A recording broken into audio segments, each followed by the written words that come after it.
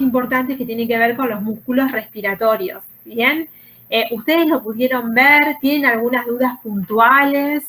¿Qué pudieron lograr ver en relación a esto?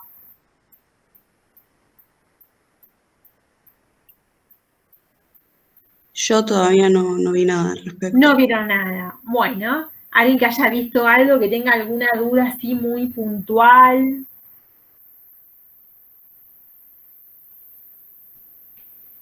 Que me quiera contar, a ver sobre lo que vi, sobre lo que estuvieron leyendo, viendo. Bueno, si no vieron ninguno, yo tengo por ahí una presentación y les puedo ir contando algunas cosas que son muy importantes, pero recuerden que estas clases son así como que ustedes tienen que venir del tema un poco leído para preguntar a ver cuáles son las cuestiones que más les costaron, ¿bien?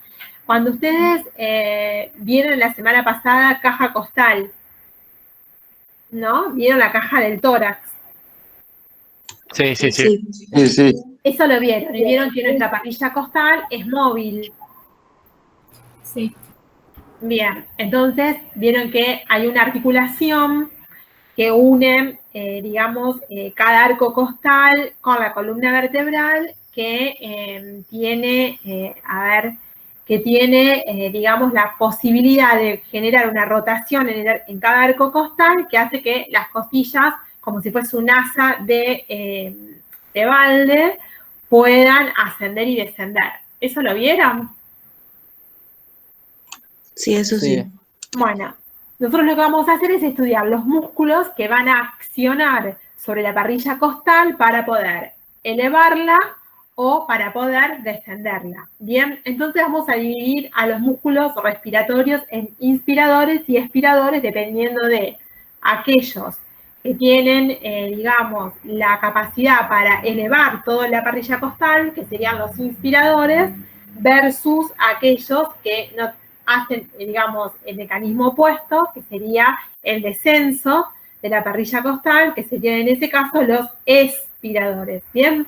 Partiendo que la inspiración es completamente activa y que la expiración es un proceso inactivo, pasivo, pero cuando estamos en reposo ocurre eso, pero cuando estamos hablando, cuando estamos ejecutando alguna acción que sea vocal, como cantando, o alguna otra acción dinámica donde, digamos, están entrando, digamos, donde hay mayor entrada de aire, los dos procesos, tanto la inspiración como la expiración, se transforman en dos procesos que son activos. Entonces eso es importante para tenerlo en cuenta. La primera parte. Cuando nosotros hablamos de respiración, estamos hablando de un fenómeno de intercambio gaseoso. Lo correcto sería que nosotros de lo que vamos a hablar es de la entrada y la salida de aire, que tiene que ver más que nada con la ventilación. ¿Bien? Yo les presento mi pantalla ahora para que veamos un power con el que yo siempre daba clases anteriormente, que algunas imágenes posiblemente ustedes la tengan. Y a ver si puedo presentar. Ustedes me dicen si la estoy presentando bien ahora la pantalla, que se vea mi pantalla. ¿Ahí se puede ver mi pantalla? Sí, profe. Bueno, perfecto. Sí, profe. Se ve bien, perfecto. Bueno, yo a ustedes no los puedo ver, entonces ustedes me van a ir diciendo si hay en el chat hay algún mensaje o algo, porque estoy con una sola computadora y no puedo ver todo en la completud. Ustedes me van contando más o menos lo que está pasando en la charla, porque yo no voy a poder, no tengo acceso. Bueno, vamos a ver esto. Nosotros lo que tenemos que hacer es tratar de explicar, ustedes cuando estudian los músculos respiratorios tienen que tratar de explicar el por qué el aire puede ingresar o bien puede egresar de la caja torácica. Bien, ustedes siguiendo las leyes físicas, piensan que el aire va a ingresar en la caja torácica cuando hay una disminución de la presión dentro del tórax o cuando hay un aumento de la presión dentro del tórax. ¿Qué piensan con respecto a eso? Disminución. Disminución. Claro, tiene que haber una disminución, entonces para igualar presiones el aire ingresa cuando hay una disminución. Entonces, una de las cosas que tiene que ocurrir es que haya una disminución o una presión que se llama intrapleural, que es la cavidad, digamos, que contiene donde está contenida, que queda, la cavidad virtual que queda contenida entre las serosas del pulmón, tanto la caja torácica como la pared tienen que tener, o sea, la pleura, tienen que tener una presión negativa. Entonces, de esa manera el aire puede ingresar. Necesitamos que tenga una presión negativa y nuestra cavidad abdominal una presión positiva para tener todas las vísceras con bastante aire que genere una presión hidrostática bastante importante para que nuestro diafragma se pueda apoyar. ¿De qué va a depender, que funcione todo como este efecto bomba que está diciendo la pantalla de la diapositiva? Fíjense que dice que para que el flujo de aire se genere o ocurra, depende de que actúen como una bomba varios elementos. La caja torácica, por esto que estamos diciendo, de que tiene que de alguna manera ascender y descender en consonancia con la entrada y la salida de aire, los músculos intercostales y el diafragma, mencionando los músculos más importantes de la respiración. ¿De qué depende eso? Va a depender de que haya una muy buena elasticidad pulmonar. Después ustedes ya vamos a estudiar que el pulmón es un órgano completamente coercible, elástico, que tiene la capacidad de volver a la normalidad de manera rápida. Va a depender de la movilidad costal, es decir, de que asciendan o que desciendan los arcos costales. Eso debe estar en general conservado, y obviamente de la movilidad de este músculo que es el diafragma, que de alguna manera es el músculo inspiratorio por excelencia. Todo eso tiene que conjugarse y funcionar correctamente para lograr la ventilación. Entonces decimos que la entrada y salida de aire es el proceso de la ventilación. Bien, cuando nosotros estamos haciendo ingresar el aire a nuestros pulmones, estamos hablando de un proceso inspiratorio que es completamente activo, y cuando estamos hablando de la salida del aire hacia el exterior, estamos hablando de un proceso expiratorio que es pasivo en reposo, pero con actividad fundamentalmente vocal. En este caso, por ejemplo, en mi caso, es un proceso que estoy hablando, por eso lo digo, es un proceso activo. Entonces hay grupos musculares que se encargan de alguna manera accionar sobre fundamentalmente la caja torácica, las arcos costales, para lograr la inspiración o la expiración. ¿Por qué decimos en general que el músculo, el diafragma, es un poco el más importante? Es el músculo respiratorio por excelencia. ¿Alguna vez alguno de ustedes leyó algo de diafragma o nada? Ustedes me cuentan y yo les voy contando las cosas más jerárquicas que tenemos que saber para cuando ustedes lo vayan a leer. De Nutri, que está formado por pilares y está atravesado por diferentes órganos. Claro, ahí está. ¿Vieron algo de nutrición? Porque la nutrición, cuando vimos que la pared superior del abdomen estaba constituida por el diafragma, y había elementos que llegan hasta el abdomen, que pasan por el tórax y que lo debían atravesar, y viceversa. Exactamente, muy bien la compañera. Entonces acá tenemos, no sé quién habló, por eso hablo, si no me gusta referirme con nombres de pila con cada una de ustedes, pero bueno, la compañera comentó esto, es acertado. Nosotros vemos en esta imagen que tenemos aquí, a ver si vamos a buscar el lapicito. Ven esta imagen que tenemos acá. Estamos viendo en este caso la caja torácica y vemos cómo se van ampliando la imagen punteada es la capacidad que tiene el tórax de poder abrirse o de aumentar su amplitud por la acción muscular, en este caso del diafragma. Entonces tenemos acá el diafragma, que fíjense que es este músculo importante, que lo que hace es descender. Y cuando desciende provoca, ahora vamos a ver bien el porqué, el ascenso de la caja torácica. Entonces él desciende y con su descenso provoca la disminución su descenso provoca el aumento, quiero decir, del diámetro vertical del tórax, porque desciende, el diafragma decimos que es el piso de la caja del tórax, entonces imagínense que si descendemos un poquito más, el diámetro vertical va a aumentar. Con la rotación y con el ascenso de cada uno de los arcos costales se produce un aumento del diámetro anteroposterior y transversal que luego vamos a ver. Entonces, tanto el diámetro vertical como el diámetro transversal y anteroposterior se van a aumentar. Entonces hay un aumento de todos los diámetros de la caja torácica solamente con que el diafragma desciende. ¿Por qué? Porque provoca el ascenso de los arcos costales. Lo mismo o la misma acción tiene este músculo, que es el músculo intercostal externo. Podemos decir que diafragma, músculo intercostal externo, más el músculo intercostal medio, que luego vamos a ver, son los músculos inspiratorios por excelencia. Ese es el primer concepto así claro que les tiene que quedar. La caja torácica es móvil, toda esa articulación, la articulación donde se encadenan estos movimientos o que permite estos movimientos es la unión de del arco costal con la columna vertebral a nivel de la articulación costo-transversa que vieron en la clase pasada, y donde además hay una importante conservación de la energía y que funciona como si fuese de alguna manera un mecanismo de resorte, de conservación de la energía, es la unión que tiene el arco costal, digamos, óseo, o sea, la costilla ósea con el cartílago costal, previamente dicho, el cartílago costal unido, de alguna manera a nivel de la articulación condrocostal, en ese lugar donde hay cartílago específicamente es donde en cada ascenso del arco costal se conserva la energía para luego volver a la normalidad. Por eso decimos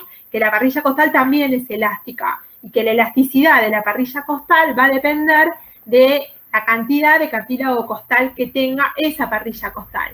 ¿Qué significa? Cuando ustedes vieron parrilla costal, ¿qué vieron? Que hay una parte de la parrilla costal que ¿qué es lo que tiene? Hay una parte de la parrilla costal que tiene,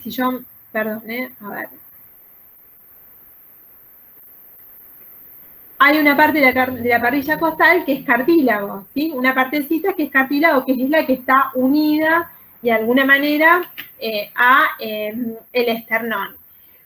En la medida que vamos creciendo, ¿qué le pasa a ese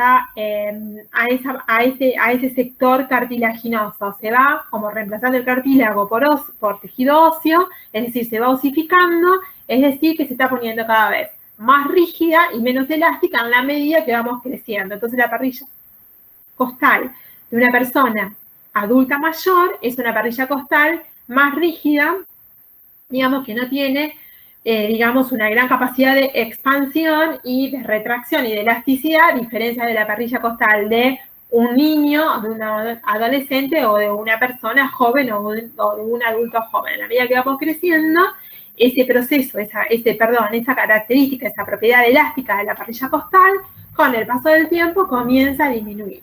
Entonces, eso es como re importante tenerlo en cuenta. Esta imagen, a mí me gusta siempre traerla y explicarla fundamentalmente porque nos va indicando cómo cada arco costal se articula con dos vértebras, ¿sí? A través de la articulación costovertebral y la costotransversa, que ustedes, como les dije ya, la vimos. Esta articulación, ustedes saben que son articulaciones que son planas, ¿sí? Son completamente planas porque las carillas articulares son planas, por lo tanto son artrodias. Pero en su conjunto, todas estas carillas articulares funcionan como si fuese una trocoide, ¿sí? Y ustedes, si se acuerdan, las articulaciones que son trocoides tienen un eje central y sobre ese eje central se produce una rotación. Y esa rotación permite un giro de uno de los órganos óseos, que en este caso es el arco costal, por sobre el eje.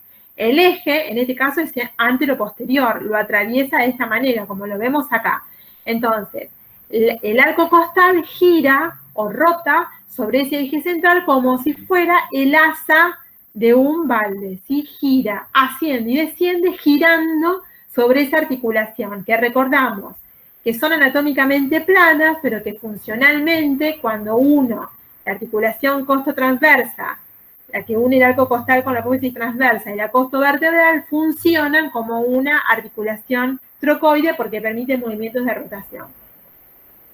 Si nosotros vemos el tórax de una persona, vemos el arco costal que está pintado acá en rojo, es la parte superior de un tórax. Sería la parte superior. Y la parte inferior del tórax es la que está pintado en azul.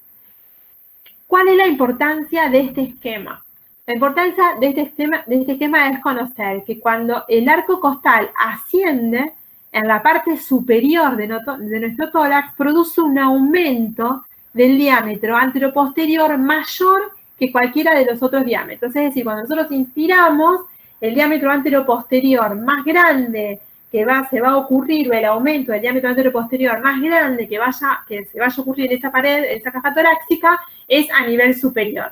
Y cuando nosotros, digamos, inspiramos y elevamos la parrilla costal, en el extremo inferior de nuestra parrilla costal va a estar más aumentado el diámetro transverso, es decir, donde están las bases de nuestros pulmones para que ellos se ventilen. Luego ustedes van a ver que en la base de los pulmones es el área de mayor ventilación que ocurre. Entonces, como conclusión de todo esto, ¿qué nos tenemos que acordar? Tenemos que acordar que los músculos inspiratorios van a accionar sobre los arcos costales para que estos asciendan o desciendan. Bien, primer punto. ¿Dónde se ejecuta la movilidad? Se ejecuta en la articulación que une el arco costal con la columna vertebral. Eso por otro lado.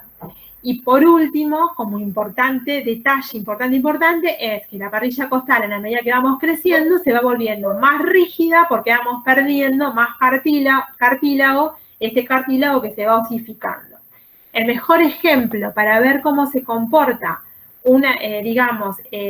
cómo se mueve o cuál es la movilidad costal, es el asa de cualquier balde. Esto que en Argentina, por ahí hay chicos acá extranjeros, el balde que nosotros utilizamos para cargar agua, para hacer los quehaceres domésticos, limpiar o trasladar elementos y demás, esa asa, el asa que llamamos asa de balde, cuando se eleva o desciende para poder transportar, bueno, esa asa, ese movimiento es homólogo al movimiento que tienen los arcos costales. Estas cuestiones deben ser para ustedes muy claras. Entonces, fíjense en este esquema. En los procesos de inspiración, están todas las flechitas que son violetas. ¿Qué es lo que ocurre? La parrilla costal se expande, se orienta hacia afuera, ¿sí? Toda la parrilla, las laterales, anteroposteriormente y la pared inferior. En cambio, en la inspiración ocurre lo contrario. Vuelve toda la normalidad, es como que se generó, se fue hacia su máxima expansión, se detiene la expansión y vuelve. Y vuelve al mecanismo de reposo. Y este es un mecanismo, en esta imagen lo que vemos es que todas estas rotaciones que van generando lo que provoca groseramente es todo el aumento de la caja torácica en general. Esto es como lo más básico que ustedes tendrían que interpretar y entender para poder luego comprender las inserciones de los distintos músculos y cómo van a accionar sobre estos arcos costales.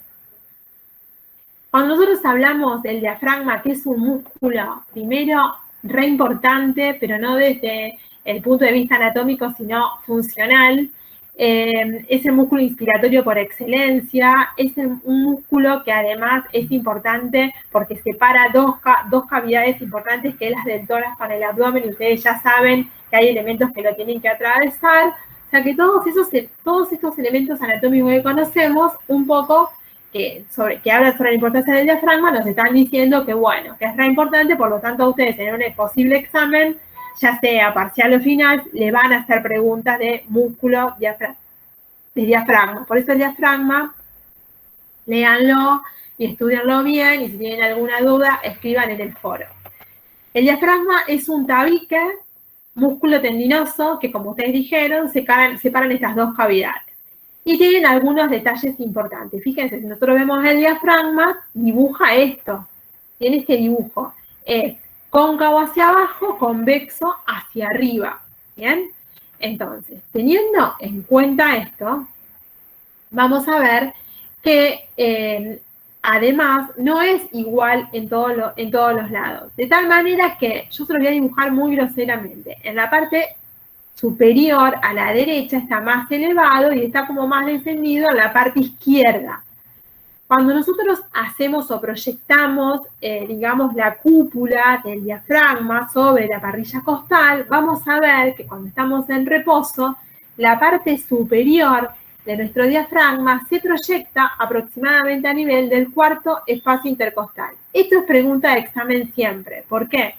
Porque el año que viene ustedes van a valorar la parrilla costal, van a hacer semiología y van a ver que por debajo del diafragma a este nivel hay una víscera que es el hígado, que ustedes les estudiaron el año pasado en nutrición. Entonces, por encima tengo los pulmones. y por debajo tengo el hígado. Separando entre ambos elementos tengo el diafragma.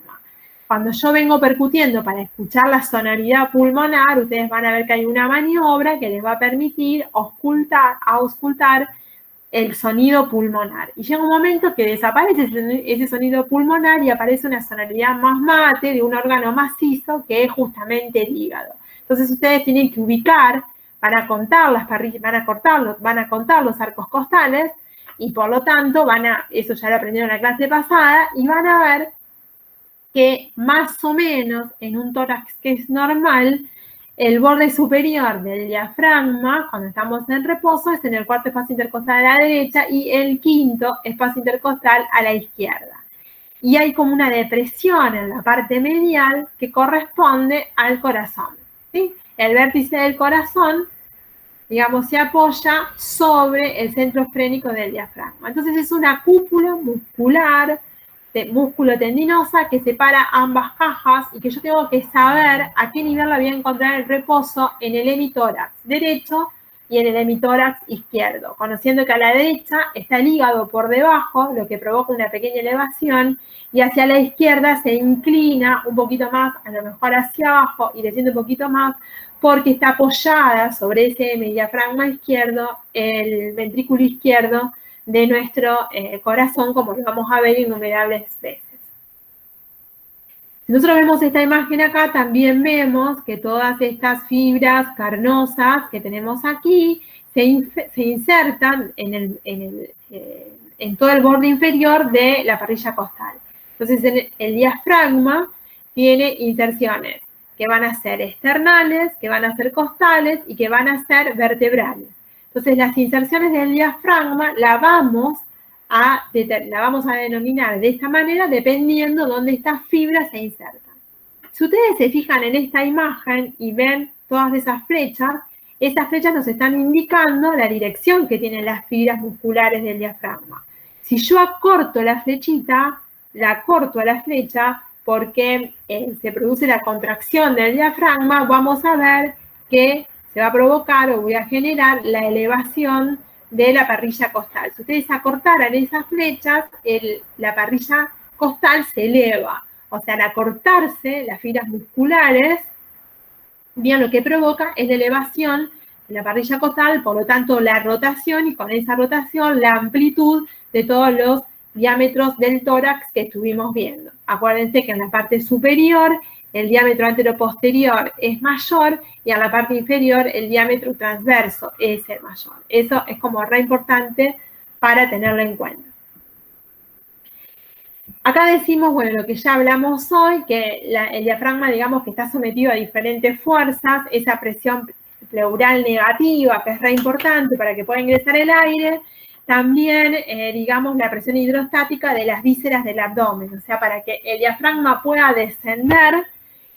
Cuando sus fibras se acortan, el diafragma tiene que descender, y cuando desciende tiene que encontrar un piso, de alguna manera, en el abdomen. Y el piso está provocado, o está generado, no provocado, se lo aportan, por decirlo de una manera más correcta, la presión hidrostática que tienen las diferentes vísceras del abdomen, es decir, la presión hidrostática que hay dentro, o el aire que hay dentro de las vísceras de la cavidad abdominal. Entonces eso es importante. ¿Qué necesito entonces?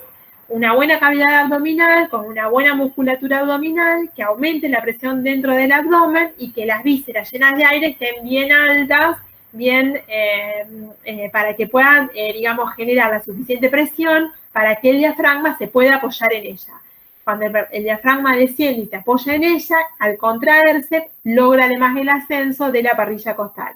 Entonces, las dos acciones fundamentales para que ocurra la inspiración como fenómeno provocado estrictamente por el diafragma es el descenso del diafragma, como consecuencia la elevación de la parrilla costal. Eso es como lo que más claro le tiene que quedar de todo esto. Esa elevación de la parrilla costal lo que provoca es esto, que se comporten como si fuesen barras de torsión, estos, digamos, cartílagos costales, que como que guardan toda la energía que luego se vuelve a liberar cuando vuelve al reposo esa caja torácica. Nos acordamos siempre que esto que es muy importante, que en la medida que vayamos creciendo en edad, esos arcos costales se van osificando completamente y los cartílagos costales van disminuyendo, digamos, de su tenor cartilaginoso. Esto va haciendo que se pierda un poco de ¿cómo era? De elasticidad, ¿no? ¿Hasta acá les quedó alguna duda? No, profe. No, No profe. escuché, chicos. Porque yo tenía una duda porque en un punto marcaste que... Aguantame que no te escucho. Espera un segundito. Espera un minutito que veo que voy a elevar el micrófono porque no te escucho. A ver, decime. No, que en una parte marcaste que había que saber 3 puntos. Que uno era que los músculos respiratorios accionan sobre los arcos costales, otro que la parrilla costal se vuelve más rígida, y después había otro punto en el medio que no llegué a notar. Que dijiste que era como lo más importante que había que quedarse. No te entiendo muy bien, Diego, porque no te escucho muy bien. Quizás es mi computadora. Lo que entiendo es que te faltó como completar algo de lo que dije. Sí, algo de que ibas mencionando en el Power, creo también. Yo dije que había como cosas muy importantes. Una, esa que era la pérdida de la elasticidad de la caja torácica, porque esos cartílagos se van haciendo, vamos perdiendo tejido cartilaginoso y va siendo reemplazado por tejido óseo, eso lo hace más rígido. Sí, eso es uno. Después, lo otro que es importante para tener en cuenta es la elevación y la rotación de los arcos costales. Sí. Había uno más. Y otra cosa es el aumento de la presión hidrostática de la cavidad abdominal, que tiene que funcionar en forma sinérgica para que se pueda apoyar el músculo diafragma. O sea, nosotros necesitamos mucha fuerza hidrostática digamos, presión hidrostática en la cavidad abdominal para generar lo mismo, para generar eso mismo. Claro. Y por el otro lado, las rotaciones. En realidad, lo que les marqué es, por un lado, la acción del diafragma, que es el descenso del diafragma, el aumento de todos los diámetros de la caja torácica, que sería como re fundamental que lo tengan bien en cuenta, como muy importante, y que todos esos aumentos de la caja torácica en todos sus diámetros solamente los desencadena el diafragma. Cuando el diafragma desciende, ya solamente por su descenso aumenta el diámetro vertical. Y cuando logra, por su descenso, logra el ascenso de los arcos costales, ahí se amplía el resto de los ejes o de los diámetros costales. Y a eso les agregué que si yo tengo que ver qué aumenta más, de todos los diámetros, todos aumentan, pero en el segmento superior del tórax o los primeros arcos costales, aumenta más el diámetro antero-posterior que los otros diámetros cuando se elevan los arcos costales por la disposición anatómica de las costillas. Y a nivel inferior, en la parte inferior de nuestro tórax, aumenta más el diámetro transverso. Eso es importante para la expansión de las bases y el intercambio gaseoso. No sé si era algo de eso lo que te había faltado anotar. Sí, era una de esas. Gracias. Bien, esos son como... Sí, Ricardo. Yo tengo una duda. Cuando las fibras del diafragma se acortan, lo que hace es ascender las costillas, ¿no? Sí. ¿Y eso ocurre en la inspiración o la expiración? Inspiración. Siempre Bien. La inspiración es la elevación de los arcos costales. Ok, pero si en la inspiración las fibras del diafragma se acortan, ¿cómo que puede ocurrir su descenso del diafragma? Porque el diafragma, para poder acortarse, necesita apoyarse sobre algo. ¿Viste? Todos los músculos tienen un punto fijo, ¿no? Ajá. ¿Viste? ¿Te acordás cuando estudiábamos el año pasado, por ejemplo, el bíceps, que tenía, digamos, dos inserciones importantes en el omóplato, por un lado, ¿te acordás? Sí. El bíceps que tenía, bueno, y que después terminaba en el radio, por ejemplo. Cuando yo tomo mi punto fijo en el digamos, en el hombro, para hacerlo más fácil, y acciono sobre la inserción distal, genero la flexión del antebrazo sobre el brazo. Esto ocurre lo mismo. Para poder provocar el acortamiento de las fibras musculares, el diafragma tiene dispuesto en su anatomía, tiene una disposición como si estuviese constituido él por muchos músculos a los que llamamos músculos digástricos. ¿Se acuerdan cuando vimos la clasificación? Vieron seguro en primer año la clasificación de músculos, vieron que tenemos un tendón que se inserta, los músculos digástricos estaban constituidos por dos cuerpos musculares separados por un tendón. Es decir, tenemos una inserción tendinosa, de que parte un cuerpo muscular, un tendón, y luego otro cuerpo muscular que termina en otro tendón, que termina en otro lugar. El diafragma está constituido por múltiples músculos digástricos, y todos los tendones intermedios forman algo que recibe el nombre de centro frénico. Y ese centro frénico es quien desciende. El de centro frénico debe descender apoyado sobre las fibras, digamos, sobre las vísceras del abdomen, y el acortamiento de los arcos de las fibras musculares provoca la elevación de los arcos costales. No es que el centro frénico primero desciende y después se elevan los arcos costales. Se hace el mecanismo en forma, se hace sincrónico. En la medida en que se va cortando las fibras musculares, el centro frénico queda más bajo, más bajito, más descendido, apoyado sobre las vísceras del abdomen. Entonces parece que descendiera, pero no es que desciende. No sé si vos me entendés lo que te quiero decir. Queda como descendido, o queda más inferior con respecto a los arcos costales. Por eso decimos que es como que tiene que pisar sobre las vísceras abdominales el diafragma para poder tomar, ese sería su punto fijo, para que el punto móvil, que sería la inserción costal, accione. Entonces, al accionar, rota el arco costal y se eleva. Dale, perfecto, profe. La elevación del arco costal está dado por la rotación del arco costal a nivel de la articulación costo-transversa y costo vertebral. ¿Bien? Eso es la anatomía propia que tiene el arco costal, es el que hace que cuando accionamos para elevar las arcas costales se amplíen todos los diámetros y se eleve fundamentalmente el arco costal. Ahora, para que el diafragma pueda descender correctamente y podamos inspirar correctamente con una buena expansión de nuestra caja torácica para que pueda ventilarse bien el pulmón, yo necesito una muy alta presión hidrostática en el abdomen para que el diafragma tome su punto fijo en esas vísceras, ¿sí? Eso es lo más importante. Entonces, cuando toma su punto fijo en esas vísceras y queda fijo ahí, al elevarse el arco costal, el diafragma decimos que desciende. Ahí quedó más Perfecto, profe, muchas gracias. No, de nada. ¿Alguna otra duda hasta acá? Esto que vimos hasta recién es como lo elemental, como que sí o sí lo tienen que entender para después como un poco continuar.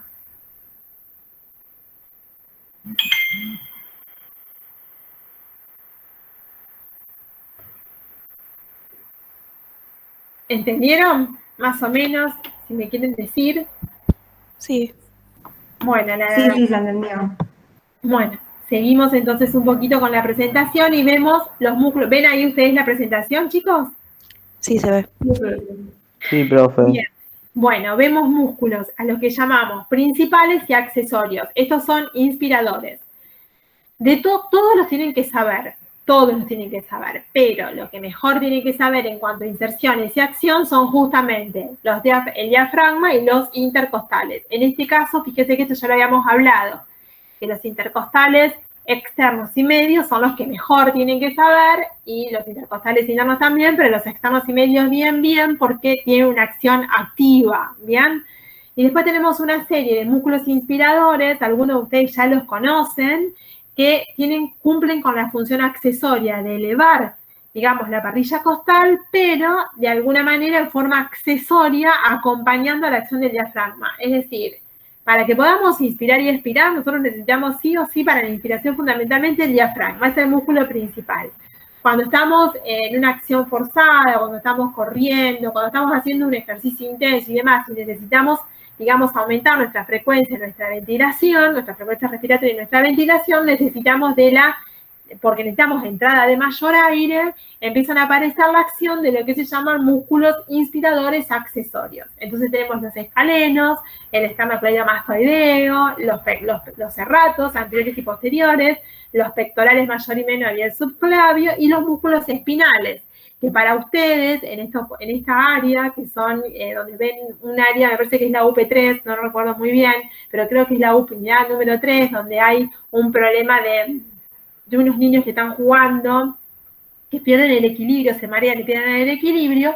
Los músculos espinales son músculos erectores de la columna vertebral y podemos decir que son antigravitacionales. ¿Por qué? Son antigravitacionales porque lo que hacen es evitar de alguna manera la pérdida del equilibrio, nos mantienen en posición bípeda. ¿Se acuerdan cuando vimos a la evolución, todos esos músculos extensores de la columna vertebral? Bueno, en este caso, los músculos, dentro de los músculos inspiradores accesorios, los que actúan en la inspiración muy forzada, ya cuando estamos utilizando los últimos recursos que tiene nuestra musculatura para que ingrese aire, tenemos a los músculos espinales, que ¿qué hacen? Ponen bien recta nuestra columna vertebral y al rectificarla aumentan el diámetro vertical de la caja torácica. Pero son los últimos, digamos, en accionarse y tienen que saber cuáles son y con eso les alcanza. Yo nunca he escuchado que tomaran todos los músculos inspiratorios e inspiratorios en un examen, pero sí músculos, diafragmas e intercostales como lo más importante y por lo menos saber mencionar los accesorios, ¿bien? Nosotros aquí vemos el músculo diafragma y es lo que yo más o menos le contaba, ven que tiene un centro frénico. El centro frénico es un centro tendinoso, es el conjunto de todos los tendones de los que van a partir las fibras musculares para construir este gran músculo y decimos que son todas una serie de músculos digástricos, ¿bien? Vemos cómo se proyecta sobre la parrilla costal, que es lo que le mencionaba anteriormente, ese dato lo tienen que conocer, cómo se proyecta la cúpula pleural sobre la caja torácica, cuarto y quinto espacio intercostal, derecho y izquierdo respectivamente. Podemos decir entonces, como les dije hasta ahora, que en el diafragma ustedes van a describir dos partes. Una que es el centro frénico y otra son las fibras musculares o carnosas que se insertan en el esternón, en la parrilla costal y en la columna vertebral. Por eso tenemos tres tipos de inserciones musculares en él. Cuando vemos el centro frénico, es esto que yo les pinté acá, este sería el centro frénico del diafragma. ¿Bien? Tiene forma... El centro frénico del diafragma, esto se lo van a preguntar, como una hoja de trébol. Tiene 3 hojas, 3 folíolos este trébol, ¿sí? Una anterior, una derecha y una izquierda. Entre la anterior y la derecha hay un orificio. Es el orificio de la vena cava superior. Si ustedes están anotando algo ahora y tienen algo para anotar, yo les diría que de esto que estoy diciendo tomen nota. Entre la hoja, entre el folíolo anterior y el folíolo derecho, entonces queda un orificio que se llama orificio de la vena cava inferior.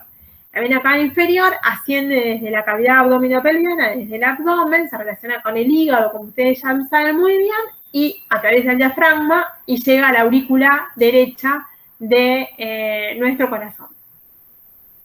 A la pared inferior de la aurícula derecha del corazón, de la aurícula derecha de nuestro corazón. ¿Dónde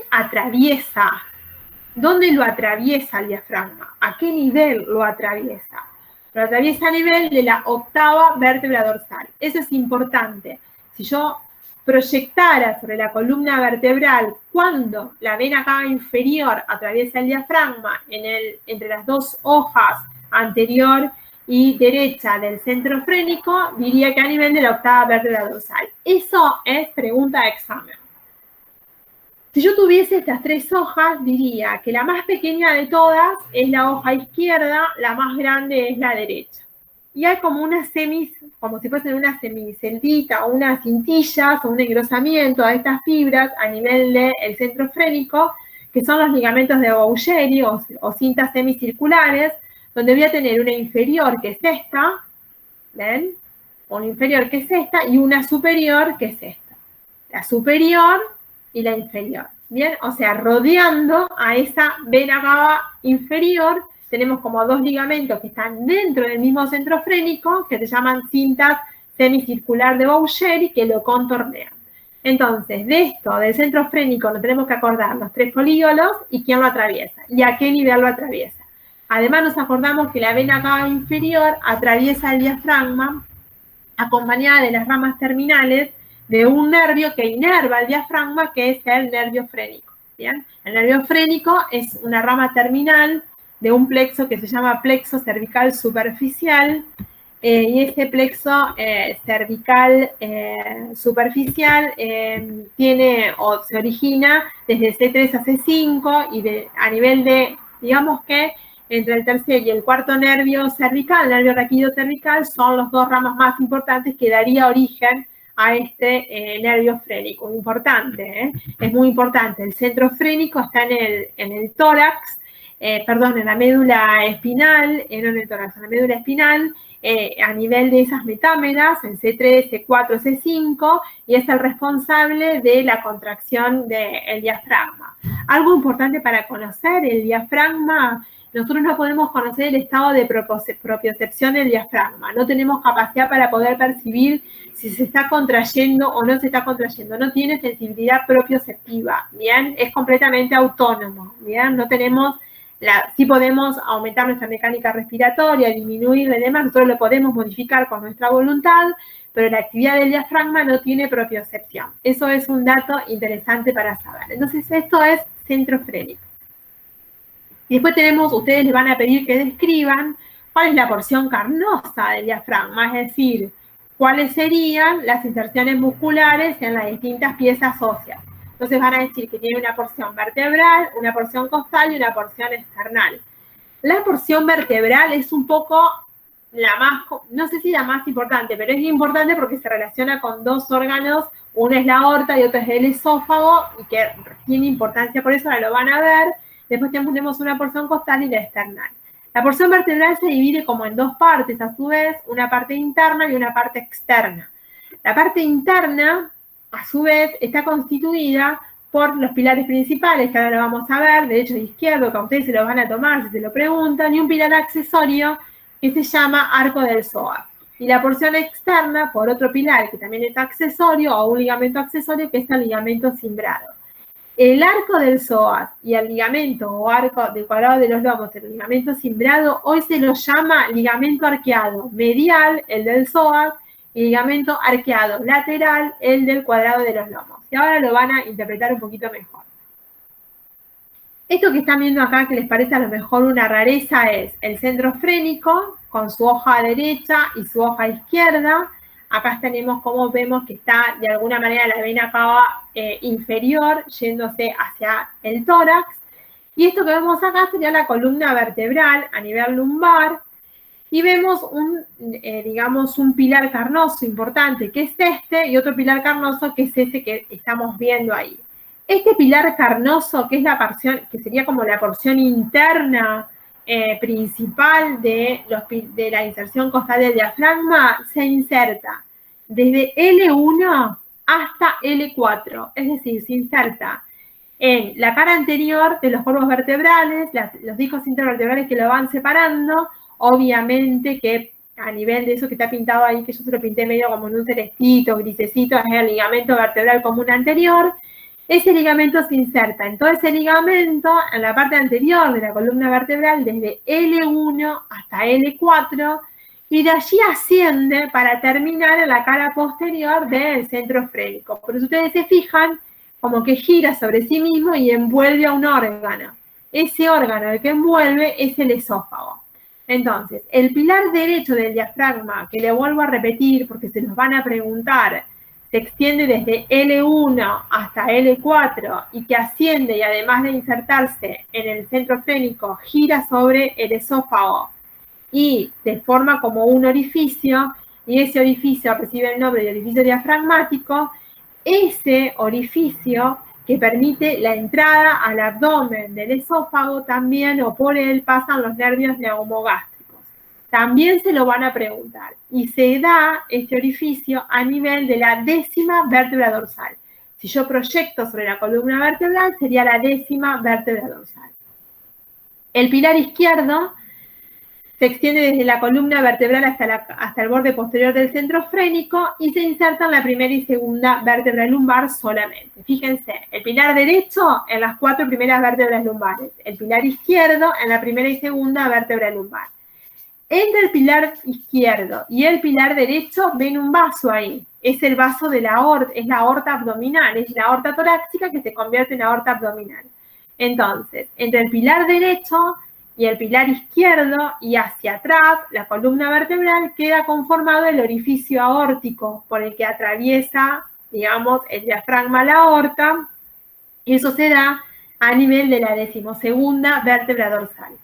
Estos datos que les estoy diciendo son también preguntas de examen. Si ustedes se fijan, acá tengo los 3 elementos: la vena cava inferior, el esófago y la aorta. En la vena cava inferior atraviesa su orificio junto con el frénico, nervio frénico, el esófago junto con los neumogástricos, el derecho por detrás, el izquierdo por delante, también pregunta de examen. Y la aorta atraviesa el diafragma junto con el conducto torácico que asciende. La vena cava inferior a nivel de la 8ª vértebra dorsal, el esófago a nivel de la 10ª y la aorta a nivel de la 12ª vértebra dorsal. Todos estos datos, todos son preguntas de examen porque son muy importantes. ¿Por qué? Porque lo vemos siempre, es método de diagnóstico por imágenes y porque además tiene que ver con la función que tiene el diafragma, ¿bien? Que es de alguna manera forma un esfínter para el esófago, digamos, redistribuye la sangre, aumenta el retorno venoso al corazón, digamos, tiene una cantidad enorme de funciones que son accesorios a la respiración, a la inspiración, y que tiene que ver con estos elementos, ¿bien? Y además porque son todos datos quirúrgicos importantes. Si ustedes ven acá, es como un ligamentito. Ese ligamento se extiende desde el cuerpo de la primera y de la segunda vértebra lumbar, que acá yo no lo veo porque tengo el pilar derecho, hasta el vértice de la apófisis transversa de la primera vértebra lumbar. Es decir, que va del cuerpo de la primera y segunda vértebra lumbar al vértice de la apófisis transversa de la primera vértebra lumbar y contornea las inserciones del psoas. Entonces a ese ligamento lo llamamos ligamento arqueado, ligamento o arco del psoas, o también se lo llama ligamento arqueado medialo interno, que es lo que yo les comentaba. Acá lo vemos mejor. Ese es el ligamento del arco del psoas y por fuera vemos otro ligamento que se extiende desde el vértice de la apófisis espinosa, perdón, de la apófisis transversa de la primera vértebra lumbar hasta el vértice o el extremo de la 12ª costilla o arco costal. Ese ligamento se llama ligamento cimbrado o arco de los lomos porque contornea a este músculo que es el cuadrado lumbar. Entonces fíjense que tengo un ligamento cimbrado medial, un ligamento, perdón, arqueado medial y un ligamento arqueado lateral. Este es el que contornea al psoas y este es el que contornea a el cuadrado de los lomos. Y desde esos dos ligamentitos parten fibras musculares que van a terminar en la cara o en el borde posterior del centro frénico. Por eso es tan importante el diafragma. Fíjense en todas las inserciones tendinosas y óseas que él tiene. Ahora, entre las inserciones musculares que nacen de estos ligamentos puede haber espacios anatómicos que están libres de músculos, que son espacios o hiatos costodiafragmáticos que lo que hacen es permitir la comunicación entre la caja torácica y el abdomen, y eso es importante porque cualquier elemento, digamos, patológico que haya líquido o no, que haya en el tórax, puede irse hacia la cavidad abdominal o viceversa, ¿bien? Entonces es una solución de continuidad que hay entre las dos cavidades, o sea, torácica y abdominal, que es interesante de reconocer y que lo vamos a volver a abordar este tema cuando veamos la anatomía de los riñones que están aplicadas justamente sobre este ligamento, este espacio o este hiato costodiafragmático. Entre los pilares principales y los pilares accesorios, acá yo no lo veo porque no lo dibujé, pero lo vamos a ver en otros dibujos, digamos que descienden la cadena simpática y los nervios espláncnicos mayor y menor y los vasos ácigos, las venas ácidas. Este es otro dato, no sé si tienen algo para anotar, importante para tener en cuenta. Hasta recién todo lo que vimos son las inserciones en la columna vertebral, pero también luego tenemos inserciones que dijimos que eran costales. Las inserciones costales se llevan a cabo de la siguiente manera. Se inserta en la porción ósea solamente a nivel del décimo, del undécimo y del duodécimo arco costal. Es decir, en la costilla 10, 11 y 12 solo se inserta las fibras musculares del diafragma en la porción ósea, es decir, bien posterior. En la novena costilla, en el noveno arco costal, no se inserta solamente en la porción ósea, sino que además en el arco costal cartilaginoso. ¿Sí? O sea que tiene una inserción ósea y una inserción cartilaginosa. O sea, el arco costal número 9 le da inserciones óseas y cartilaginosas al diafragma. Y el sexto, séptimo y octavo le presta inserción solo cartilaginosa, es decir, a nivel de la parrilla costal, pero a nivel bien anterior, solo cartilaginosa. Eso es importante para tener en cuenta. Acá se me corrió esto, nunca lo pude arreglar. Entonces, para recordar, en el arco costal 10, 11 y 12 se inserta en la porción ósea. En el 9, en la porción cartilaginosa, en la porción ósea, y en el 6, 7 y 8, en la porción cartilaginosa. Es así como se inserta a nivel costal toda digamos, la periferia a nivel de la parrilla costal del diafragma, hasta que llegó al esternón. Cuando llegó al esternón, se inserta en la cara posterior del cuerpo del esternón a nivel de la sexta, séptimo arco costal, en el extremo inferior, en el tercio inferior del esternón. Entre esas inserciones esternales quedan 3 orificios. Uno medial, que a mí se me corrió, pero que estaría acá. Uno medial, que es un foramen que se llama foramen de Larrey o de Marfan, foramen de Larrey medio o de Marfan, y 2 laterales, que son los forámenes de Larrey laterales. Esos laterales son muy importantes, porque por ahí pasa la cadena mamaria interna, cadena vascular, los vasos mamarios internos y la cadena linfática mamaria interna. O sea, todo el paquete vasculonervioso mamario interno, junto con los linfáticos, pasan por ese hiato de Larrey lateral, que queda comprendida entre las inserciones del diafragma en el esternón. ¿Bien? Eso es lo básico que tienen que conocer del diafragma. Ustedes lo miran acá, miren, ahí ven cómo pasan las venas ácidos entre los pilares principales y los accesorios y los nervios espláncnicos y la cadena, digamos, simpática. Ahí vemos a la vena cava inferior y junto con ella muy cerquita las ramitas del nervio frénico. Acá tengo al esófago y por debajo tengo a la aorta y junto con la aorta el conducto torácico. Este es el arco del psoas, este es el arco del cuadrado de los lomos o cimbrado. Tienen que saber dónde se insertan, básicamente, y con eso se van manejando, con los conceptos más generales. Esto yo estoy mirando desde arriba al diafragma como si estuviéramos nosotros mirándolo desde la cavidad torácica. Y fíjense que vemos la serosa pleural, ahí, la serosa pleural del otro lado, y la serosa pericárdica. Ahí tenemos a la vena cava inferior, al esófago y a la aorta. Fíjense, miren ya desde adelante hacia atrás qué es lo que vemos. Adelante tenemos a la cava, por detrás al esófago, por detrás la aorta. Junto con la aorta, el conducto torácico. Estas relaciones está bueno que ya las vayan fijando, ¿bien? De a poco. Entonces, más o menos lo mismo. Estas son las arterias diafragmáticas inferiores que nacen de la aorta abdominal y que irrigan la cara inferior del diafragma. También pregunta de examen. Esto es más o menos lo mismo, pero de otra imagen. Bueno, y acá me interesa que vean esto. Acá tenemos al callado de la aorta con la aorta torácica descendente y vemos vasos que nacen del callado de la aorta, entre ellos los vasos subclavios. Este es un vaso subclavio, este es el otro. Ya lo vamos a estudiar más adelante bien, pero me interesa que vean que de los vasos subclavios desciende un vaso, que es la arteria torácica interna o mamaria, que da una rama, que es la musculofrénica o diafragmática superior, que irriga al diafragma. Entonces, la irrigación del diafragma por su cara inferior viene de la aorta directamente, y de su cara superior viene de la rama, digamos, de la arteria subclavia.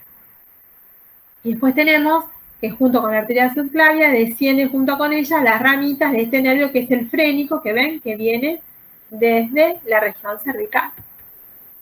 Hasta ahí es el diafragma, que es el músculo más importante que tienen que saber. ¿Tienen alguna duda? ¿Les quedó alguna duda con respecto a esto? Sí, profe. Yo Dale. quería saber, me perdí la inserción del arco de los lomos. El cuadrado de los lomos se inserta. Ese cuadro. Ahí va. A ver, que tengo un dibujito que está muy lindo. A ver si mira este. Mira. Ese es el, ¿lo ves ahí que te estoy marcando con una flechita? Ese es el ligamento cimbrado cuadrado de los lomos. Se extiende desde el vértice de la apófisis transversa de la primera lumbar hasta el extremo o vértice de la duodécima costilla. Esas son las inserciones. Acá lo veo. Desde el vértice de la apófisis transversa de la primera vértebra lumbar a la duodécima costilla. ¿Ahí lo viste? Gracias. Sí, sí, perfecto. Ahí está. ¿Alguna otra duda? ¿Alguna otra duda que tengan? No, sí, pueden responder. No, profe, se entendió. Bueno, bien. Seguimos entonces. Me interesa que aprendan esto. Otro de los músculos inspiradores principales, este músculo, que es el intercostal externo y el medio. Fíjense este esquemita que está acá. Este es de un libro de biomecánica. Esta sería la columna vertebral. Este sería el esternón. Y esa es la dirección del músculo. De los músculos intercostales externos, lo que se tienen que acordar es de la dirección. Se van a acordar, dirección, orientado, está orientado el músculo. Si se llama intercostal, perdón, yo lo doy como si ustedes ya lo supieran. Se llaman intercostales porque están interpuestos entre dos arcos costales. Bien, se inserta entre dos costillas, ocupa el espacio intercostal, y los músculos intercostales son tres: el externo, el medio y el interno. También se llama externo, interno e íntimo. Algunos textos al interno le dicen íntimo y al que quede en el medio le dicen interno. O sea, como que quedaría desde la profundidad hacia la superficie, íntimo, medial o interno y externo, pero ustedes lo pueden llamar como quieran. ¿Bien? Es lo importante que sepan que hay tres y que se están, digamos, en alguna parte, en algún momento se superponen, pero que tienen todo un recorrido dentro del espacio intercostal diferente. Para poder cumplir con la función, no solamente tienen que ver en qué lugar del espacio intercostal tiene que estar, sino también cómo es la dirección de sus fibras. Bien, entonces la dirección de las fibras está bueno que la recordemos para poder comprender. Si nosotros vemos la dirección de las fibras y vemos que se acorta este músculo tomando como su punto fijo el arco costal superior, provoca la elevación de los arcos costales, sin duda, porque la parte distal del músculo es inferior y anterior, ¿ven? Entonces provoca el ascenso del arco costal. Por eso es un músculo inspirador. El intercostal externo es inspirador por el lugar que ocupa en el espacio intercostal, pero además también por la dirección de sus fibras. Nosotros vemos acá el músculo intercostal externo, que es el más externo de todos, se extiende desde la articulación costo-transversa hasta la articulación costocondral, es decir, la articulación que une el arco costal con la columna hacia atrás y la articulación que une el arco costal con el cartílago costal que le corresponde hacia adelante. Y su dirección dijimos que está orientada hacia abajo y hacia adelante. Si nosotros vemos en esta imagen, tenemos el intercostal medio y si vemos también, tenemos el intercostal interno. Y entre medio van los nervios y los vasos arteriales intercostales, que luego vamos a ubicarlos. O sea, el espacio intercostal para nosotros es importante.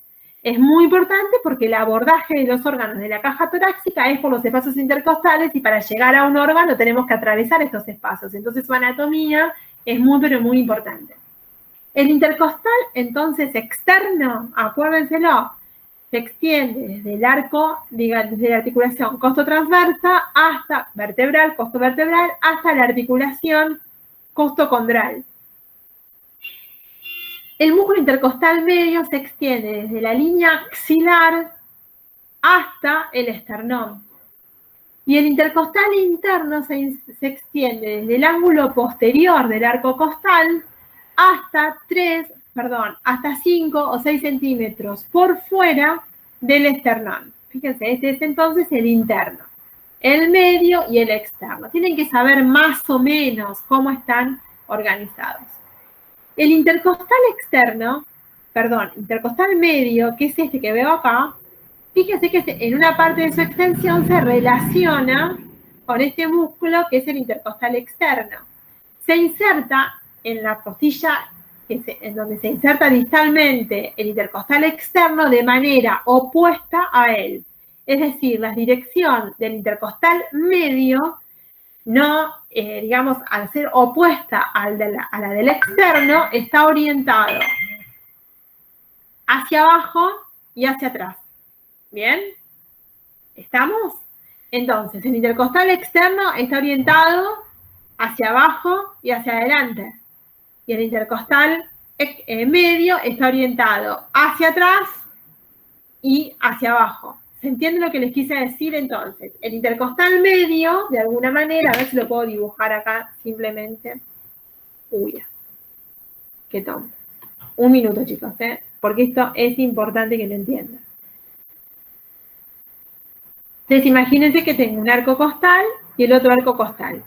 El intercostal externo viene orientado desde arriba hacia abajo, y desde atrás hacia adelante. Y el intercostal medio tiene la dirección opuesta, desde adelante hacia atrás y desde arriba hacia abajo. Entonces, sus fibras, en un punto, en este sector, ¿qué pasa cuando se insertan en su extremo inferior? De alguna manera se entrecruzan. Se dice que se interdigitan, son opuestas, en direcciones opuestas. Entonces, ocurre exactamente lo mismo que ocurre con las fibras del deltoides en el húmero, que provocan el ascenso y la separación de nuestro miembro superior del tronco. Entonces, lo que hacen estos dos músculos al accionar sobre sí, a pesar de tener direcciones opuestas, es transformarse en lo que se llama el deltoides costal. Lo que hacen es provocar el ascenso de los arcos costales y la rotación hacia afuera y hacia arriba. ¿Se entiende? Sí, sí, sí. Bien, bueno, entonces es importante, intercostal externo e intercostal medio, a pesar de tener direcciones opuestas, como son su finalización, se interdigitan, entonces podemos decir que los dos tienen la misma función, que son inspiradores. Eso es como importante. Bueno, y ahí tenemos el intercostal medio, ahí tenemos el intercostal externo y el intercostal medio, cómo se están interdigitando, mezclándose, cruzándose las distintas fibras. Eso es importante. Bueno, y acá está la acción que tienen ambos en relación a que, el intercostal externo y el intercostal medio actúan como si actuara el deltoides en el húmero. Digamos que despegan de alguna manera y producen la abducción del miembro superior. Lo mismo hacen ellos con los arcos costales. Sí, disculpa que alguien interrumpí.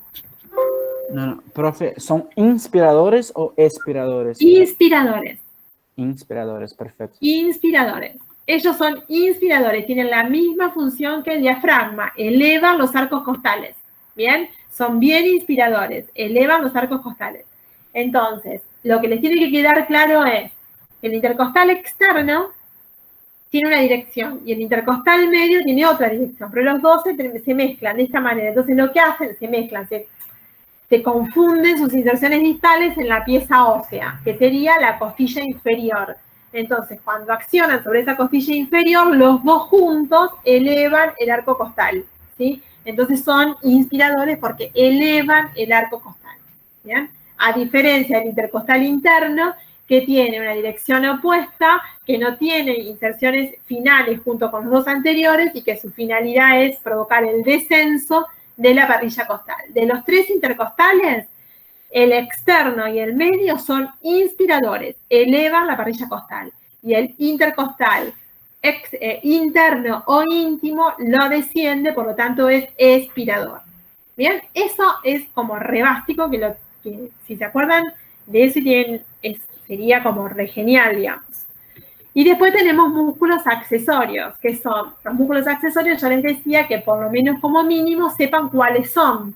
En este caso, miren, tenemos la columna cervical, pueden ver esto, ¿no? Sí, acá tenemos la columna cervical y tenemos los 3 músculos escalenos. Tenemos el escaleno anterior, el escaleno medio y el escaleno posterior. Son músculos que se insertan en las apófisis, en el vértice de las apófisis transversas de las vértebras cervicales desde C2 a C7 en diferentes niveles y terminan o en la primera o en la segunda costilla. El anterior y el medio terminan en la primera costilla y el posterior en la segunda costilla.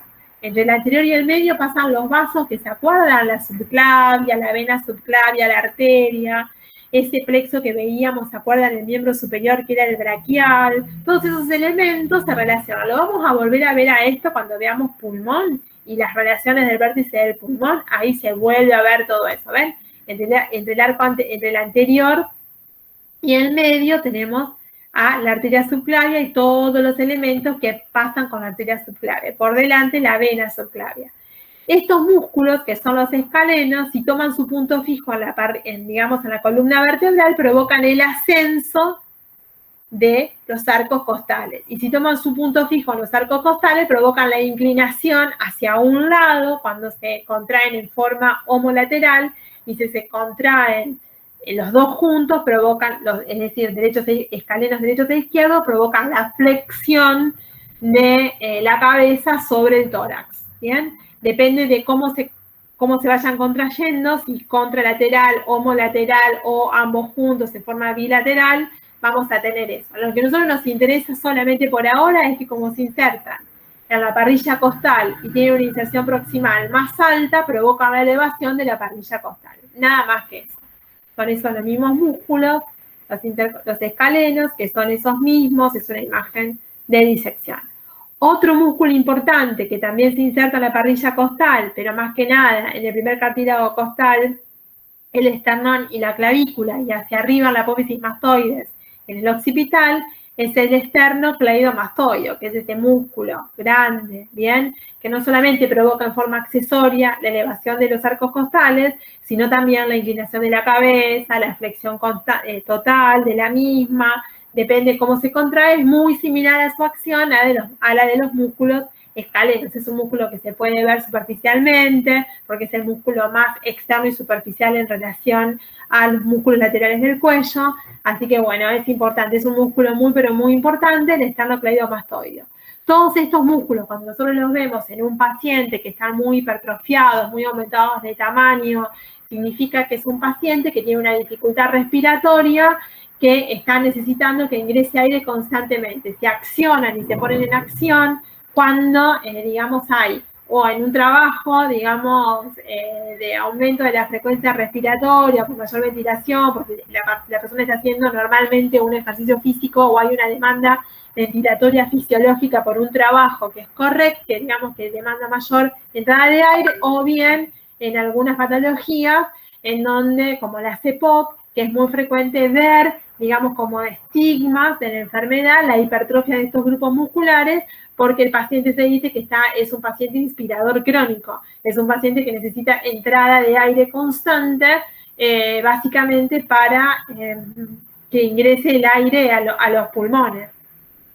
Es así en el enfisema, fundamentalmente, que se ve, digamos, en enfermedades muy crónicas estamos hablando. Después tenemos los serratos, al que llamamos serrato mayor, y los dos serratos posterior superior y posterior inferior. El serrato mayor, si se acuerdan, se insertaban en 10 costillas a la cara externa, y de las 10 costillas, de las 10 primeras costillas, se dirigía, se acuerdan, hacia atrás, como que tapiza de adelante hacia atrás, lateralmente a la parrilla costal, y termina insertándose en el, digamos, borde interno del omóplato, que sería entonces el borde espinal del omóplato, ¿bien? En el extremo superior, o en el, digamos, en el ángulo superior y en el ángulo inferior del omóplato. Tiene toda esta larga línea de inserción importante. Y después tenemos, entonces, perdón, me faltaba decir lo más importante, como se inserta en el omóplato y tiene toda una larga línea de inserción en la parrilla costal. cuando se contrae el músculo y toma su punto fijo en el omóplato, obviamente que provoca el ascenso de la parrilla costal. Lo mismo en los serratos posteriores, acá tengo el póstero superior y el póstero inferior.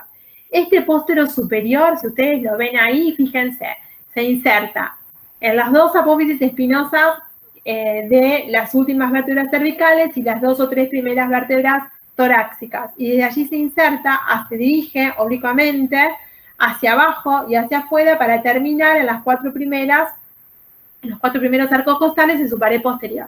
Si ustedes se fijan esto, cuando se acorta el músculo y toma su punto fijo en la columna vertebral, provoca el ascenso de todos los arcos costales, por lo tanto es un músculo inspirador, el serrato póstero superior. Pero si miramos el serrato póstero inferior, que toma sus inserciones mediales o se inserta medialmente en las apófisis espinosas de las últimas vértebras torácicas y las primeras vértebras lumbares, y se inserta desde allí, dirigiéndose hacia arriba y hacia afuera en los 4 últimos arcos costales, cuando se contrae, este músculo provoca el descenso de la parrilla costal. Y si provoca el descenso de la parrilla costal, dejaría de ser inspirador y la verdad que se convertiría en un músculo expirador. Lo que dicen las personas que estudian más la mecánica respiratoria, mucho más que nosotros, fundamentalmente las fonoaudiólogas, en una materia que se llama eufonía, es que en realidad este músculo, que es el serrato posterior e inferior, también se lo considera un músculo inspirador. ¿Por qué? Porque a pesar de que desciende los últimos arcos costales, amplía el diámetro transverso de la caja torácica y aumenta la expansión de los pulmones. La base de los pulmones, que es el lugar donde mayor intercambio gaseoso hay, donde mayor ventilación hay, por decirlo de una manera así como más simple, la base es el lugar más importante. Entonces, si yo creo un ambiente para que el pulmón se expanda un poco más, a pesar de que estoy provocando el descenso de la parrilla costal, decimos que se considera también un músculo inspirador. Por eso, los textos de fisiología lo consideran un músculo inspirador, ¿bien? A pesar de que provoca un leve descenso de la parrilla costal en su parte inferior. Es para que no se confundan cuando ustedes vean las imágenes y digan, ¿cómo la dirección de estas fibras?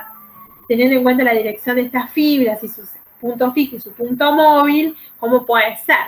En la realidad es que aumenta la expansión de los pulmones en la base, a nivel de la base, por lo tanto esto contribuye a mejorar la ventilación en la base. Y eso, bueno, es un poco todo lo que tenemos de músculos inspiradores. Después tenemos los pectorales, también como accesorios. Lo vamos a ver que tenemos el pectoral mayor, que si se acuerdan se insertaba prácticamente en las 6 primeros arcos costales, por la parte anterior, en el esternón y en la clavícula, y allí iba al húmero, al borde, al labio anterior sería de la corredera bicipital. El menor, que va de los 3 primeros arcos costales a la apófisis coracoides del omóplato, y el subclavio, que es ese músculo chiquitito que iba, ¿se acuerdan? Desde la clavícula, parte inferior de la clavícula, el primer arco costal. Nadie les va a preguntar hoy todas las inserciones de estos músculos, simplemente recordar que como tienen inserciones distales en la parrilla costal, cuando toman su punto de fijo proximal, elevan los arcos costales. Tienen que saber cuáles son, nada más que eso. Eso es lo más importante, cuáles son estos músculos. Y después tenemos estos otros músculos, que son los espinales. Todos los músculos espinales parten de una masa común. La masa común es un grupo de músculos, o son un grupo de músculos que se insertan a través de una aponeurosis, que es esta aponeurosis romboidal que ustedes ven en esta imagen acá, que si yo la puedo ver acá en esta disección se ve perfecto. Esa imagen en forma romboidal que se extiende desde las apófisis espinosas de las vértebras lumbares hasta el sacro y las espinas ilíacas y la cresta ilíaca hacia los lados. Desde esta masa común parten o se comienzan o se inician una serie de músculos espinales, que son el transverso espinoso, el dorsal largo, el iliocostal, el epiespinoso y el interespinoso. La pregunta que ustedes van a hacer es, ¿me tengo que saber todas las inserciones? No, no tienen que saberse todas las inserciones ahora. Son todos músculos a los que llamamos erectores de la columna vertebral, son músculos que mantienen erecta la columna, o sea, la extienden a la columna vertebral, por eso, digamos, aumentan el diámetro vertical, como dijimos anteriormente, y son músculos antirrotatorios. Bien, para que el hombre logre la bipedestación necesitó de ellos para provocar la lordosis cervical y la lordosis lumbar en distintos momentos de su desarrollo. Entonces es importante que sepamos por lo menos cuáles son y que están por detrás de la columna vertebral. Si ustedes los quieren estudiar, no son tan difíciles, parecen difíciles por los nombres, pero miren este músculo que se llama transverso espinoso. El transverso espinoso nace de las apófisis transversas de la columna vertebral a lo largo de toda la columna vertebral, ¿no? Y desde cada apófisis transversa se dirige a través de 4 fascículos diferentes a las 4 vértebras que están por encima de su origen, de la siguiente manera. Tenemos un fascículo que va a las láminas, es decir, a la apófisis, desde la apófisis transversa de una vértebra a la lámina de la vértebra que está por encima, a través de un fascículo corto y un fascículo largo a la lámina que está por encima, pero de la segunda vértebra que está por arriba de él, ¿sí? Y después tenemos 2 fascículos cortos y largos que van desde las apófisis transversas hacia las apófisis espinosas, de la tercera vértebra que está por encima de él y de la cuarta vértebra que está por encima de él. Con esto quiero decir que fíjense que va desde una apófisis transversa a las láminas y a las apófisis espinosas de las vértebras que son superiores a él. Y de esa manera va tapizando toda la parte posterior de nuestra columna vertebral, provocando la erección de la misma. Es decir, que nuestra columna vertebral de alguna manera esté erecta, recta. Inmediatamente por fuera tenemos otro músculo, que se llama epiespinoso. El epiespinoso es un músculo que, como lo indica su nombre, va de una apófisis espinosa a otra apófisis espinosa. ¿Cómo es que va o por dónde se desarrolla? Se desarrolla desde la segunda vértebra dorsal a la tercera vértebra lumbar. Se extiende desde las primeras vértebras lumbares a las primeras vértebras dorsales. De alguna manera, fíjense, ahí lo ven, en la línea media, bien en la línea media. Después tengo otro músculo al que llamamos sacrolumbar o iliolumbar. Sacrolumbar porque se inserta en el sacro y lumbar porque primero va a las apófisis transversas de las vértebras lumbares, luego a los arcos costales, y de los arcos costales se reconstituye para ir nuevamente a las apófisis transversas de las vértebras cervicales. O sea que ocupa prácticamente todo nuestro dorso, desde el sacro hasta las apófisis cervicales, hasta las apófisis transversas de las vértebras cervicales. Es decir, nace en el sacro, se va hacia la región lumbar, se termina insertando en los arcos costales, en la parrilla costal. El músculo como que termina ahí, pero se vuelve a reconstituir y desde la parrilla costal se extiende luego hasta las apófisis transversas de las vértebras cervicales. Y por último, este último músculo que es el dorsal largo, que es un músculo que en realidad se extiende, digamos, desde la región ilíaca, desde el ilíaco hasta la parrilla costal, y de la parrilla costal nuevamente, volvemos a repetir, hasta la región cervical y primeras vértebras dorsales, teniendo un comportamiento pero similar al que vimos recién. Lo más importante que ustedes tienen que entender es la disposición desde adentro hacia afuera. El epiespinoso es primero el transverso espinoso que vimos recién, después el epiespinoso que va de apófisis espinosa a apófisis espinosa, pero en diferentes partes de la columna vertebral. El sacro lumbocostal, que es este, y este último, que es el iliocostal, que también es llamado dorsal largo. Es decir, de medial a lateral, ¿cuáles son los músculos que vamos a encontrar en la parte posterior y paralelos a la columna vertebral? Les vuelvo a repetir que no tienen que saberse todas las inserciones. Bueno, estos son para mostrar las inserciones nada más. Y después tenemos, que me estoy olvidando por ahí, del interespinoso, que son fascículos musculares que van entre una apófisis espinosa y la otra apófisis espinosa. como los que vemos acá. Esos serían los interespinosos, los transversos espinosos serían esos. Estos son los subcostales que están por dentro de la parrilla costal, lo van a ver cuando vean caja torácica, no tienen demasiada importancia de la mecánica respiratoria. Estos músculos que erectan la columna vertebral simplemente recuerdan los nombres y más o menos en qué zona lo vamos a encontrar. Bien, no traten de recordarse todas las situaciones musculares, porque lo más importante que ustedes tienen que entender es cuáles son los que provocan la rotación de los arcos costales, es decir, el diafragma fundamentalmente, los músculos accesorios, sepan más o menos cuáles son.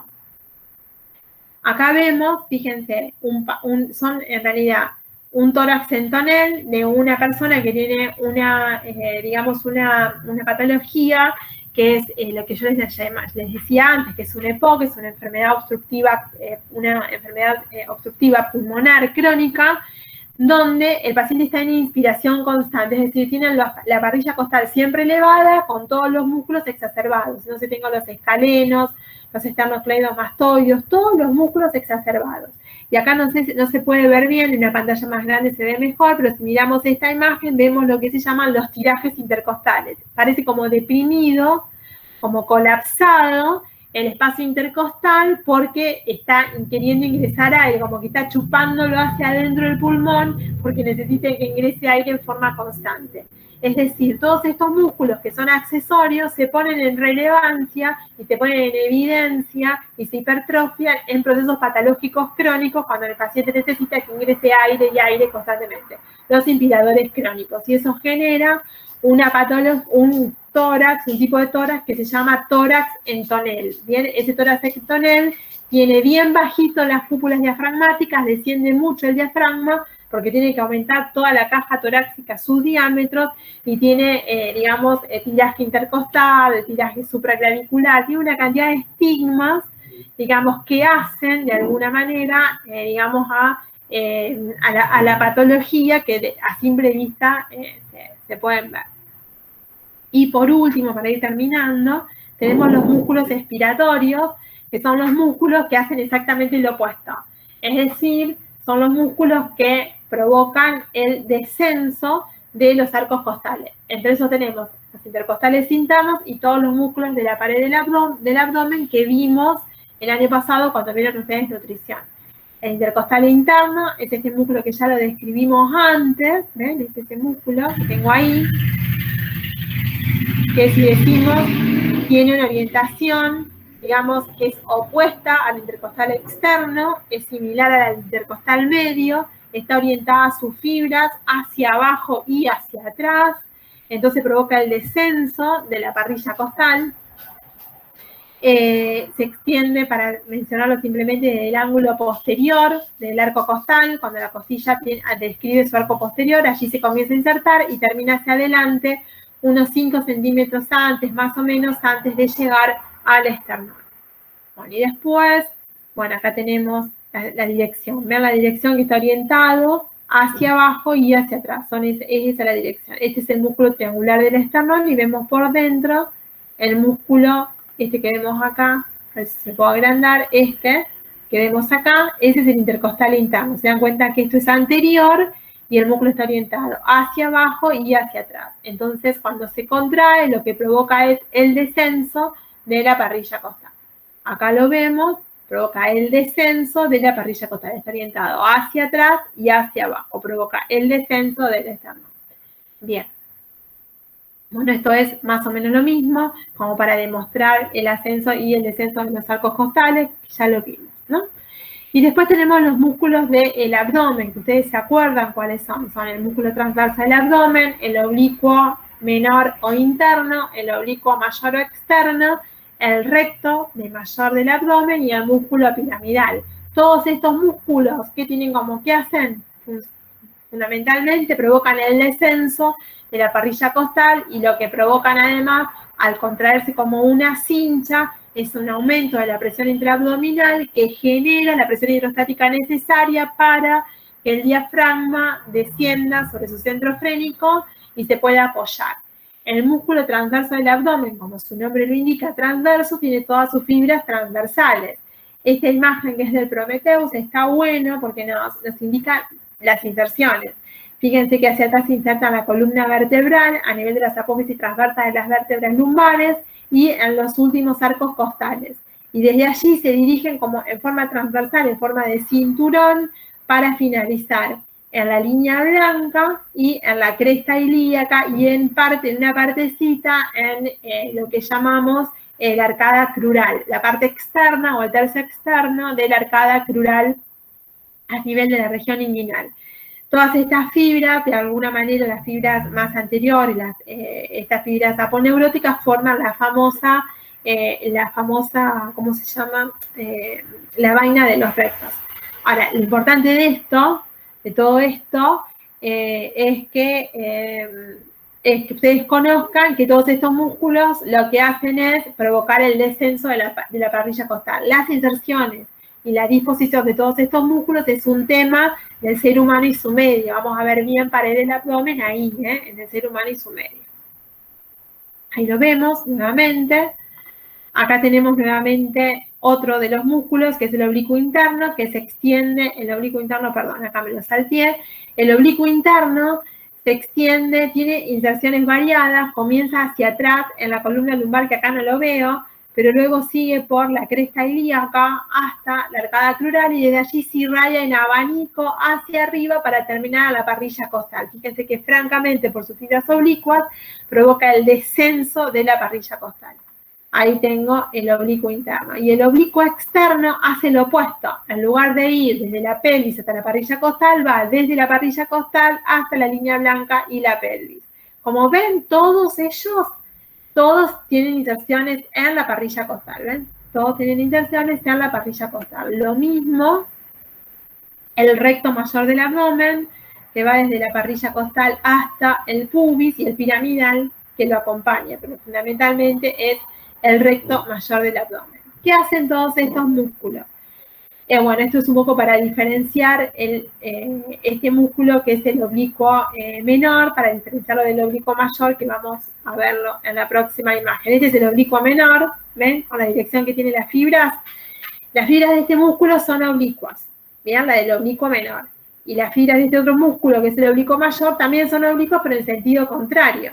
¿Ven? Vamos, yo les copio la imagen en esta acá, y vemos bien la diferencia.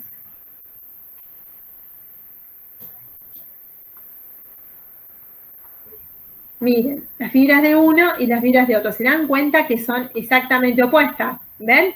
Estas se extienden desde la pelvis hasta el tórax y estas se extienden desde el tórax hasta la pelvis. ¿Se entiende, no? Estos músculos, al ser oblicuos, son los que nos entallan la cintura alta, ¿bien? Tenemos la cintura pelviana, que es esta cintura, y la cintura que es superior a ella es la cintura alta, ¿no? Bueno, esa cintura alta la entalla. Ese entallamiento está dado por esas fibras oblicuas. Si todas las fibras tuvieran una dirección vertical, en realidad de tener una talla en nuestra cintura que disminuya, tendríamos, en lugar de esa cintura, ese estrechamiento, ese anillo, por decirlo de alguna manera, tendríamos digamos, la forma de un tonel, de un cilindro, sin talla, ¿bien? Entonces, esa talla y la conservación de la talla y la tonicidad de la talla es la que nos asegura una buena cincha muscular que aumente la presión intraabdominal de nuestra cavidad abdominal para que las vísceras puedan contener al diafragma cuando quiere pisar sobre ella, para cuando desciende, para cumplir su función inspiratoria. Entonces hay algo que es importante para tener en cuenta, que no hay un antagonismo, en realidad real, entre la función del diafragma y esta cincha muscular de la pared del tórax, de la pared del abdomen, perdón, sino que hay una sinergia, es decir, que los músculos, la pared, digamos que toda esta cincha muscular de la pared del abdomen, de alguna manera como funcionan potenciando la acción que tiene el diafragma, por lo tanto decimos que es sinergista, que hay una sinergia entre el diafragma y los músculos respiratorios. Entonces, de los músculos abdominales. Entonces, toda esta cincha muscular que forma nuestra pared abdominal genera un aumento de la presión, digamos, intraabdominal.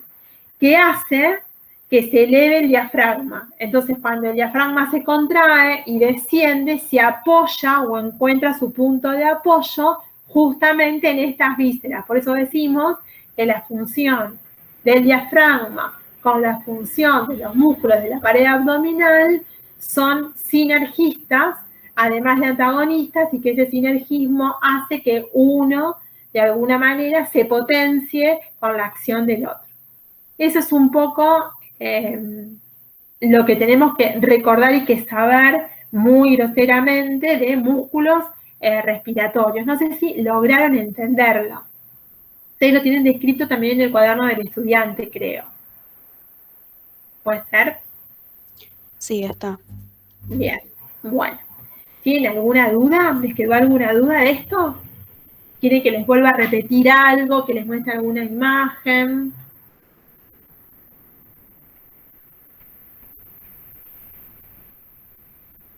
No, profe. ¿No? ¿Me entendieron? ¿Se aburrieron? No escuché, chicos. ¿Si alguien habló? Que por mí se entendió todo. Bueno, lo más importante es que lo hayan entendido. No pierdan demasiado tiempo en intentar memorizar todas las inserciones de los músculos accesorios. Lo que más le van a tomar son los músculos, el diafragma y los músculos intercostales, que es lo más puntual, digamos, lo más importante, y cómo cada uno de ellos acciona sobre la parrilla costal. ¿Les parece mucho para entender todo, no sé, todo, mucho contenido? Mucho contenido para entender de una sola vez. Vamos a seguir estudiando. Bien. No, pero lo explicaste bastante bien. Estuvo bueno. Lo expliqué bastante bien. ¿Cómo? Dije que estuvo bien, gracias. Bueno.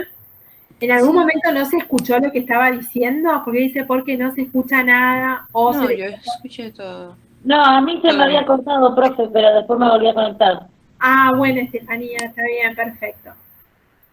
Bueno, chicos, cualquier duda sobre este tema me escriben, no hay ningún problema. Lo vemos, si tienen, lo leen. Yo voy a dar otra clase que es de corazón y creo que algo de vías respiratorias. 2 clases más en estas clases de jerarquización de curricular. Si ustedes hay algo que no lo lograron entender, se lo anotan y en la próxima clase que tengan conmigo o con otro profe, me lo preguntan o me lo preguntan. ¿Les parece bien? Dale, gracias. Sí, profe. Bueno, chicos. Gracias. Nos vemos. Hasta Chao, luego. profe, muchas Chao. gracias. Hasta luego, chicos. Éxitos. Nos vemos, gracias. Buenas noches.